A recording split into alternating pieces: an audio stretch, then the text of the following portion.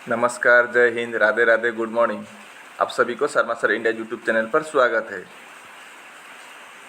ये रीजनिंग का सवाल आपका किसी भी कॉम्पिटिटिव एग्जाम जैसे कि RRB, RPF, NTPC, SSC, CGL, CHSL, CPO, group D, किसी भी तरह का एग्जाम में इस तरह का सवाल पूछे जाते हैं।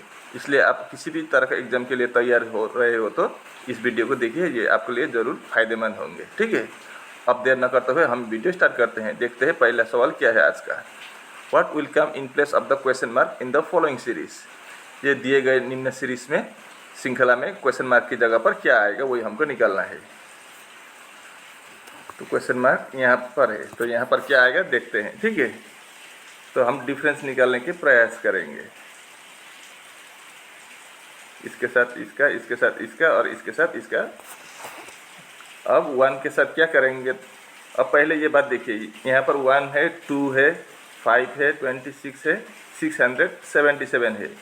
यहाँ तक तो लगभग ठीक ही था, लेकिन यहाँ से बहुत बड़ा छलांग लगा के बहुत ज़्यादा बड़ा नंबर आ गया है। और ऑप्शन में देखिए और बहुत बड़ा नंबर है। तो हम इसको इनटू से या डायरेक्ट इनटू से ऐसे नहीं हो सकता है, शायद इसमें स्क्वायर क्यूब कुछ लगा हुआ होता है, तो हम स्क्वायर या क्यूब से चेक करेंगे।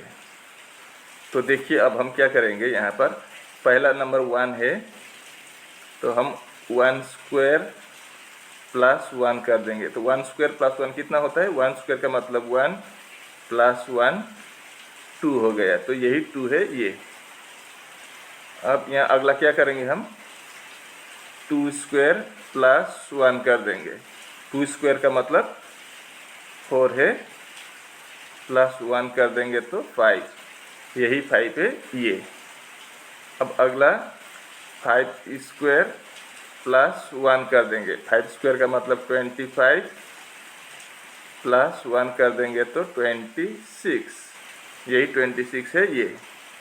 अब 26 स्क्वायर प्लस 1, 26 स्क्वायर कितना होता है 676, उसके साथ प्लस 1 कर देंगे तो 677, तो यही 677 है ये। अब हम 677 का भी स्क्वायर लेंगे, फिर 1 प्लस कर देंगे। अब 677 का स्क्वायर पता ही नहीं है। अब हम क्या करेंगे, यहाँ लास्ट डिजिट कितना है 7 है, तो 7 का स्क्वायर कितना होता है 49, मतलब 9 होता है लास्ट में यूनिट डिजिट। 9 के साथ इस 1 को प्लस कर देंगे तो क्या होगा, लास्ट डिजिट 10 यानी कि 0 होगा। तो 0 किस ऑप्शन में है आपका, डी ऑप्शन में है। तो ये आपका डी ऑप्शन सही जवाब होगा इस सवाल का। उम्मीद है कि आप इसको अच्छी तरह से समझ गए होंगे। अब देखते हैं अगला सवाल। Select the set in which the numbers are related in the same way as the numbers in the following set is are related to each other. मतलब ये जिस लॉजिक से ये वाला सेट बना है, सेम टू सेम लॉजिक इन चारों में से कोई एक में बना हुआ है। तो वही कौन सा वाला ऑप्शन में बना हुआ है वो हमको ढूंढकर निकालना होगा। तो पहले देखते हैं हम ये कैसे बना हुआ है। 7, 18 और 57 है, तो 7 से हम 18 कैसे लाएंगे।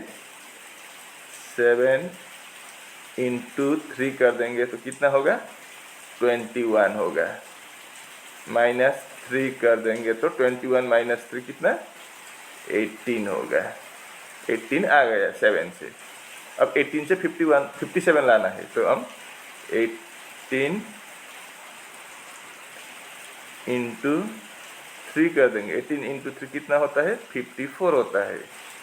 उसमें अगर हम +3 कर देंगे तो 54 + 3 57। लो 57 आ गया। मतलब क्या किया हमने, दोनों में इंटू 3 कर दिया, बाद में आगे वाला में हमने -3 कर दिया, पीछे वाला में हमने +3 कर दिया। बस लॉजिक इतना ही था यहाँ पर। तो हम अब इन चारों ऑप्शन को बारीकी से एक एक करके चेक करेंगे कौन सा वाला सही होगा। ठीक है, तो पहला ऑप्शन देखेंगे हम। 11 इंटू 3 33 होता है। उसके बाद ऊपर क्या किया था -3, तो -3 कर देंगे तो 30 होना चाहिए, लेकिन यहाँ पर तो +3 कर दिया, इसलिए 33 + 3 36 आया है। तो आपका पहला ऑप्शन गलत है, क्योंकि -3 होना चाहिए था, यहाँ पर +3 कर दिया है। तो आपका पहला ऑप्शन गलत है, मैं इसको हटा देता हूँ। अब दूसरा ऑप्शन चेक करेंगे। दूसरा ऑप्शन में क्या है, 27 है। 27 इंटू 3 कर देंगे तो कितना आएगा, 81। तो -3 करना होगा पहला वाला में, तो -3 कर देंगे। 81 - 3 78। लो 78 आ गए। अब 78 से भी हमें 237 निकालना है, तो 78 इंटू 3 कर देंगे, कितना होगा, 8 into 3 24, carry over to 7 into 3 21 plus 2 23 होगा, 234 होगा। प्लस 3 कर देंगे तो 234 प्लस 3 कितना होता है, 237। यानी कि आपका बी ऑप्शन मैच हो गया, तो आपका बी ऑप्शन सही जवाब होगा इस सवाल का। अब देखते हैं अगला सवाल। किसी एक कोड लैंग्वेज में लेजी का कोड कितना है, 44 है, और ग्रे का कोड 53 है, तो हमें क्विट का कोड निकालना है। ठीक है, तो लेजी से कैसे 44 आया चेक करेंगे हम। तो इनका प्लेस वैल्यू लेके चेक करते हैं। LAZY। उसी तरह से हम ग्रे का भी बनाएंगे, GREY।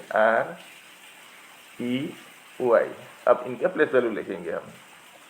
अब देखिए मैंने प्लेस वैल्यू लिख दिया, L का 12, A का 1, Z का 26 और Y का 25। अगर इनको प्लस करेंगे तो कितना होगा, 25 प्लस 26 51 प्लस 1 52 प्लस 12 64 होता है।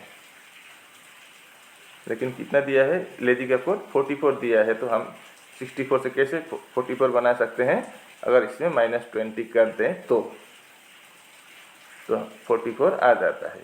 तो उसी तरह से अगला चेक करेंगे। 25 प्लस 5 30 होगा, और इधर 18 प्लस 7 25। 30 और 25 55 होता है। तो पहले वाला में हमने -20 किया, तो यहाँ पर भी हम -20 कर देंगे तो कितना होगा, 35 होगा। लेकिन यहाँ पर तो 53 है, तो इस तरह से नहीं बनेगा, यहाँ पर कोई दूसरा ही लॉजिक है। अब हम एक काम करेंगे, यहाँ पर अपोजिट लेके चेक करते हैं। 12 अपोजिट लेटर कौन सा होता है, अगर दो लेटर का प्लेस वैल्यू अगर ऐड करने पर 27 आ जाए तो वो अपोजिट होता है। तो 12 है तो 15 ऐड करेंगे तो 27 15, और A का 26 होगा, Z का 1 होगा, और Y का अपोजिट क्या होगा, B होगा, यानी कि 2 होगा। अब इनको प्लस करके देखते हैं। 15 प्लस 26 कितना होता है, 41 प्लस 1 42 और 2 44। इस तरह से 44 आ जाता है। अब इसका भी चेक करेंगे ग्रे का। तो G का अपोजिट क्या होगा, T होगा, T का प्लेस वैल्यू 20 है। R का अपोजिट क्या है, I है, I का प्लेस वैल्यू 9 है। E का अपोजिट क्या होगा, V होगा, V का प्लेस वैल्यू 22 है।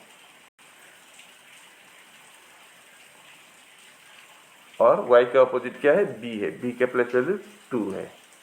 ठीक है, अब इनको प्लस करने पर कितना आएगा, 22 प्लस 2 24, 24 प्लस 9 33, 33 प्लस 20 53। अब यहाँ पर भी 53 आ गया, मतलब लॉजिक पता चल गया। अब हम क्विट का निकाल पाएंगे। QUIT, Q का प्लेस वैल्यू 17 होता है, U का 21, I का 9 और T का 20। अब हम इनका अपोजिट निकालेंगे। तो Q का अपोजिट क्या होता है, J होता है, J का प्लेस वैल्यू 10, U का 21, U का अपोजिट F होता है, F का 6, I का अपोजिट R होता है 18, और J का अपोजिट क्या होता है, T है, T का अपोजिट क्या होता है, G का 7। अब इनको प्लस करने पर कितना आएगा, 18 प्लस 7 25 प्लस 6 31 प्लस 10 41। मतलब अगर लेजी का कोड 44 है और ग्रे का कोड 53 है, तो लेजी क्विट का कोड कितना होगा, 41 होगा। आपका ए ऑप्शन में 41 दिख रहा है, तो आपका ए ऑप्शन सही जवाब होगा। अब इस सवाल को देखिए, कंप्लीट द एनालॉजी। 15 से 76 है, तो 22 से 104 है, तो 31 से क्या होगा वही हमको निकालना है। तो 15 से कैसे 76 आया देखते हैं। अगर हम 15 × 5 कर देंगे कितना होगा, 75 होगा। उसमें +1 कर देंगे तो 76 आसानी से मिल जाएगा। अब अगला देखते हैं, 22 × 5 करेंगे तो 110 आएगा, +1 111, लेकिन हमें लाना था 104, आ गया 111, मतलब इस लॉजिक से हमारा नहीं बनेगा। तो अब हम एक काम करते हैं, यहाँ पर 15 है ना, मैं क्या करूँगा देखिए, 15 के साथ +4 कर दूँगा। 15 + 4 कितना होगा, 19 होगा। पहले +4 किया था 15 के साथ, तो कितना हुआ, 15 + 4 19, फिर मैं × 4 कर दूँगा उसी को, तो 19 × 4 76 आ गया। अब अगला चेक करेंगे, वही लॉजिक है कि दूसरा ये 22 के साथ भी मैं +4 कर दूंगा, तो कितना होगा, 26 होगा। इसमें भी × 4 कर दूंगा तो 26 × 4 104, लॉजिक पता चल गया मतलब। अब 31 के साथ भी मैं +4 कर दूँ तो 35 आ जाएगा। अब 35 के साथ × 4 कर दूंगा तो 35 × 4 कितना होता है, 35 × 1 35, 35 × 2 70, 35 × 3 105, 35 × 4 140 होता है। मतलब आपका बी ऑप्शन में 140 दिख रहा है, तो आपका बी ऑप्शन सही जवाब होगा। ये रहा अगला सवाल, ये आपका ब्लड रिलेशन से है। प्लस का मतलब क्या है, सिस्टर है, माइनस का मतलब सन है, इनटू का मतलब फादर है, और डिवाइड का मतलब मदर है। ये बात याद रखिए। सवाल में पूछा है कि एम क्या लगता है एल का, अगर ये इक्वेशन हम बनाए तो इसको बनाए तो एम क्या लगता है एल का। तो हम अब चेक करेंगे, ठीक है। तो देखते हैं, पहले हम इसको बनाएंगे, एक एक करके जाना होगा। m माइनस ए है, माइनस का मतलब क्या है, सन है, तो m बेटा है, बेटा होगा तो प्लस होगा, m बेटा है किसका, a का, ये हो गया। अब a + b लिखा है, प्लस का मतलब क्या है, सिस्टर है, तो a is the sister of b होगा। अब b × t है, इंटू का मतलब क्या है, फादर है, तो b इज द फादर होगा, b is the father of t होगा। अब t माइनस एल, माइनस का मतलब क्या है, सन है, तो t किसका सन है, एल का है। अब देखिए b का, t का फादर b बोला था, अब फिर बोल रहा है कि एल का बेटा है t, तो कैसे होगा, एक दो आदमी का बेटा, मतलब अगर b का भी बेटा है और एल का भी बेटा है तो b पापा है, तो एल क्या होगी, माँ होगी, मतलब b और एल पति पत्नी है। ये भी हो गया। अब एल डिवाइड ए से, डिवाइड का मतलब क्या है, मदर है, L is the mother of S होगा, एल किसका मदर है, एस का मदर है, मतलब बी और एल के दो बच्चे हैं, एक एस और एक टी है, ये दोनों एक ही माँ बाप के औलाद है, बच्चे हैं, ठीक है। अब सवाल में क्या पूछा है देखते हैं। सवाल में बोला है कि how is M related to L, M क्या लगता है एल का, तो क्या लगेगा, एम इधर है, एल इधर है, तो इसका इसके साथ क्या संबंध है।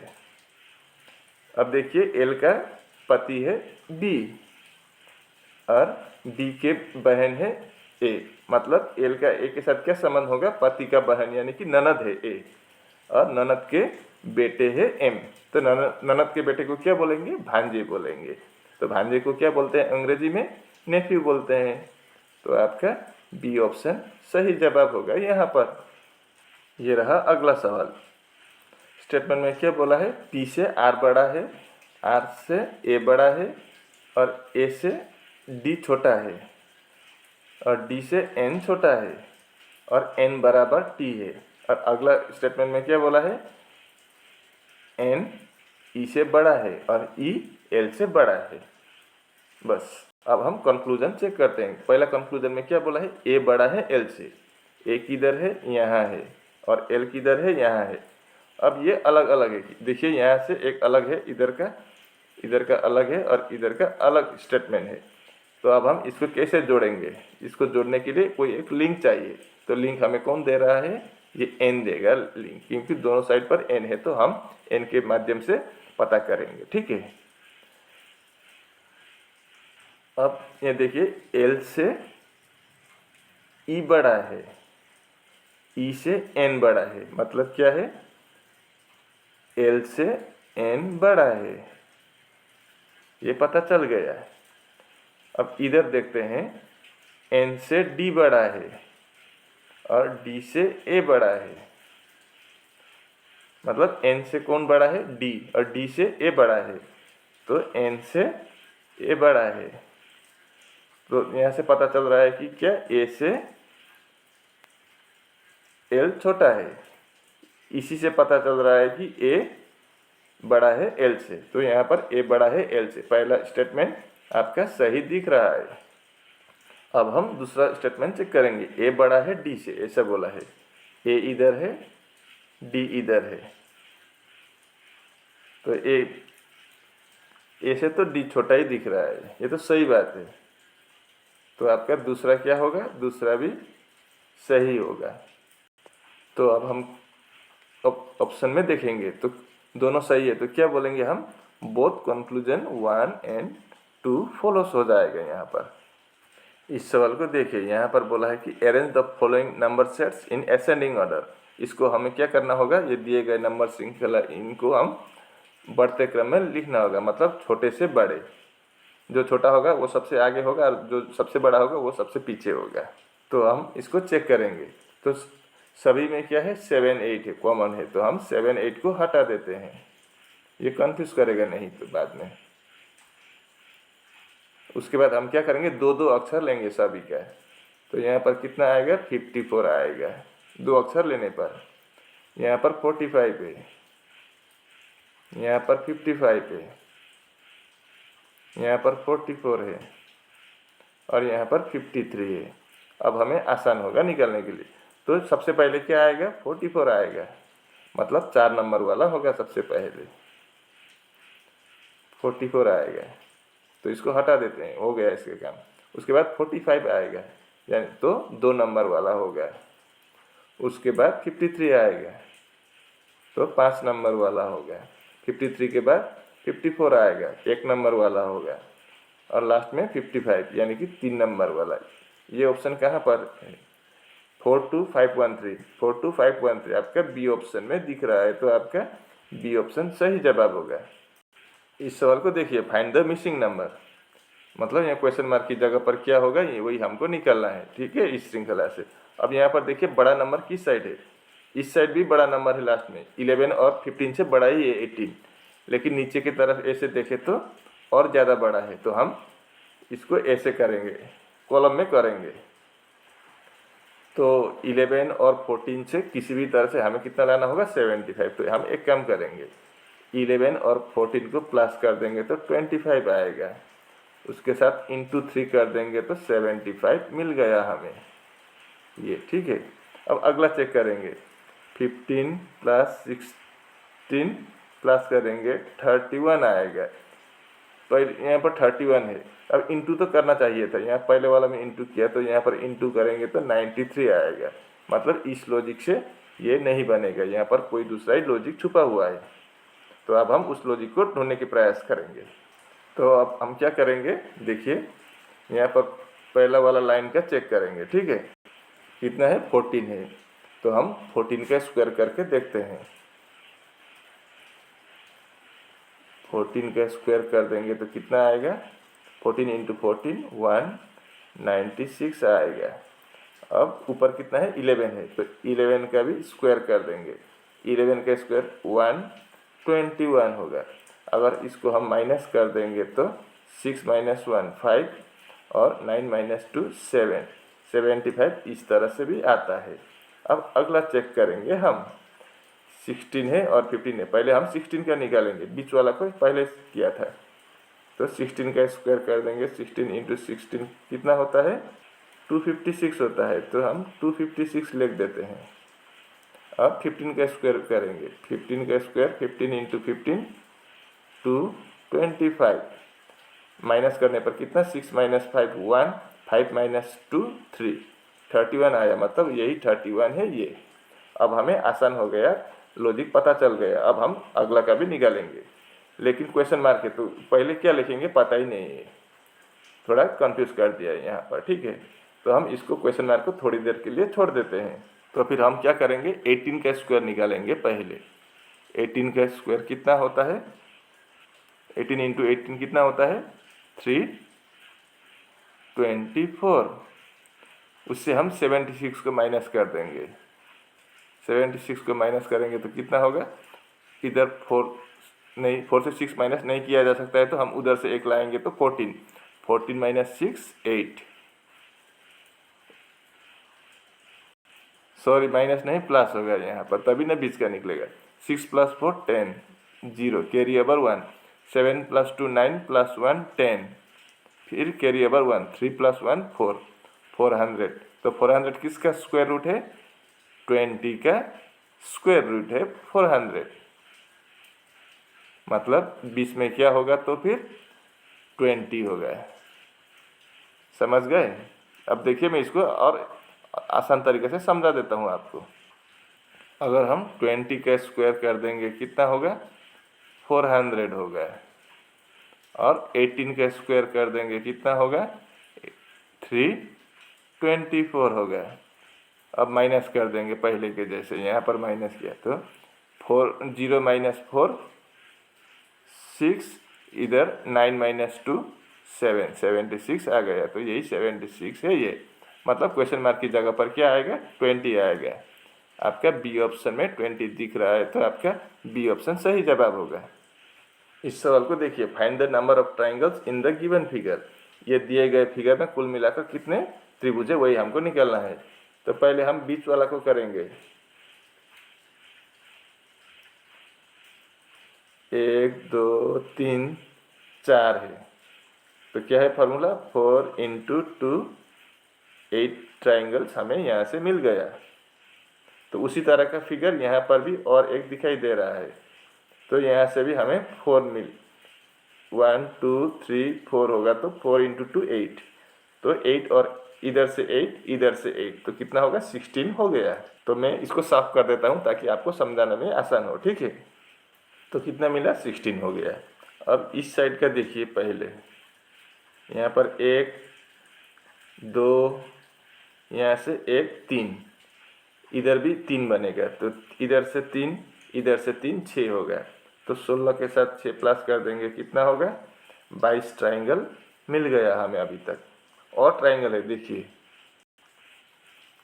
अभी तक हमने इसको टच ही नहीं किया है, ये वाला एक है, उसी तरह से इधर से गिने तो और एक है, ठीक है, और 2 मिल गया, तो 22 प्लस 2 कितना होगा 24, यानी कि इस फिगर में कुल मिलाकर 24 ट्राइंगल्स है, यानी कि आपका ए ऑप्शन सही जवाब होगा यहाँ पर। इस सवाल को देखिए, in an exam A score 55%, किसी एक एग्जाम में ए ने 55% निकाले थे, और बी को कितना मिला 63% मिला है, और सी को 71% मिला है। ये परसेंट में लिखा हुआ है, याद रखिए, नंबर नहीं है परसेंट है।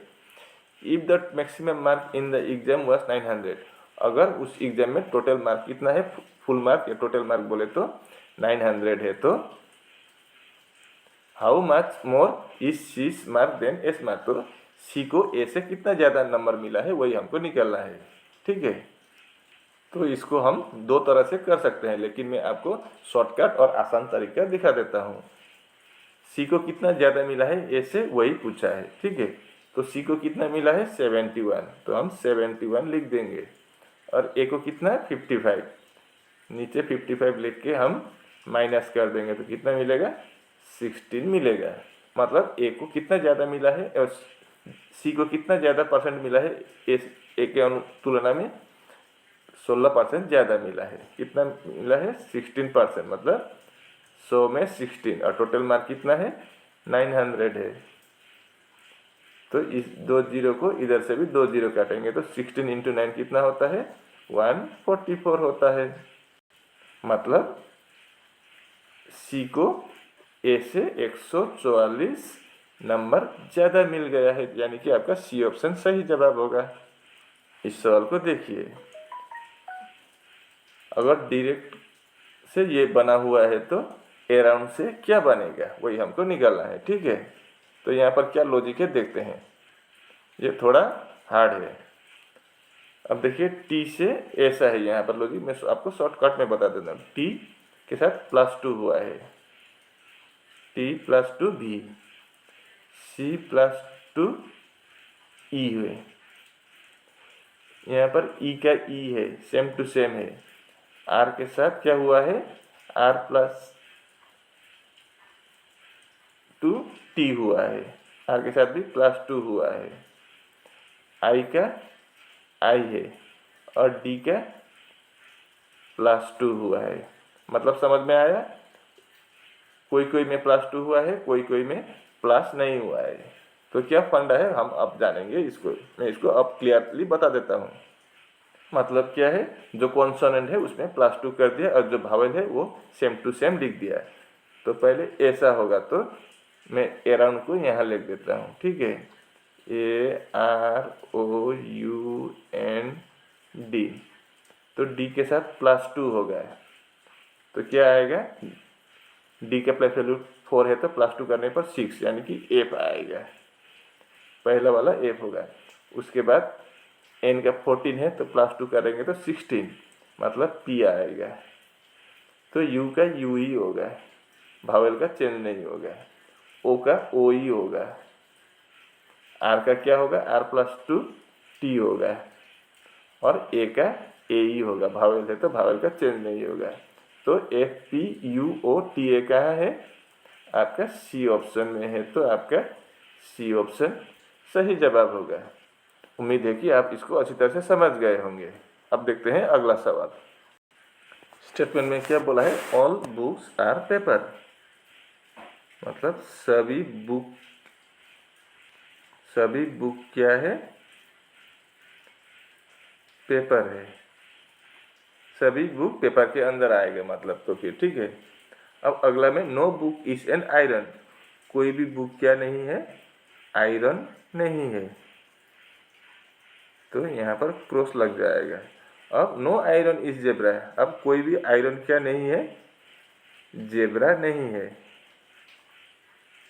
तो ये भी क्रॉस होगा यहाँ पर, ये भी क्रॉस और ये भी क्रॉस। अब स्टेटमेंट के कंक्लूजन को हम चेक करेंगे। पहला कंक्लूजन में क्या बोला है, सम जेब्रा आर पेपर, कुछ जेब्रा पेपर है क्या, जेब्रा के साथ पेपर का कोई संबंधी दिख ही नहीं रहा है, तो आपका पहला ऑप्शन होने का सवाल ही पैदा नहीं होता है। तो पहला ऑप्शन गलत है, गलत है तो मैं इसको इससे साफ कर देता हूँ। अब अगला देखते हैं, some papers are not iron. अब पेपर कहाँ है, ये वाला बड़ा वाला है।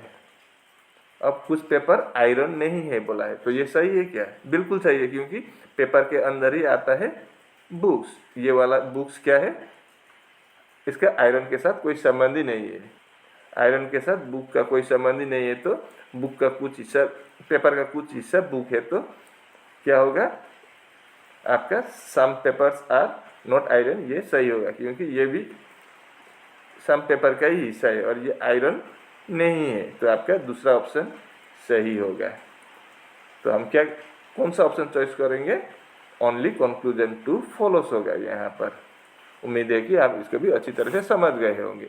और इसी के साथ आज का वीडियो यहीं पर समाप्त होता है। अगर वीडियो अच्छी लगी तो वीडियो पर लाइक, शेयर, कमेंट और चैनल को सब्सक्राइब जरूर करना है। आपको चैनल सब्सक्राइब करने का कोई खर्च नहीं लगता है और आपके अकाउंट से भी कोई पैसा नहीं करता है, तो आपको बिना घबराए आप चैनल को सब्सक्राइब कर दीजिए। आपका एक सब्सक्राइब हमें अगला वीडियो बनाने के लिए, अच्छा नए नए सवाल पेश करने के लिए हमें बहुत मोटिवेट मिलता है, ठीक है। इसलिए आप बिना झिझक के हमारे चैनल को सब्सक्राइब कर दीजिए। आज के लिए बस इतना ही। मैं ऐसे ही मुद्दे लेकर अगले वीडियो में फिर हाजिर हूँगा। तब तक के लिए मुझे विदा दीजिए। आपका दिन शुभ हो। राधे राधे।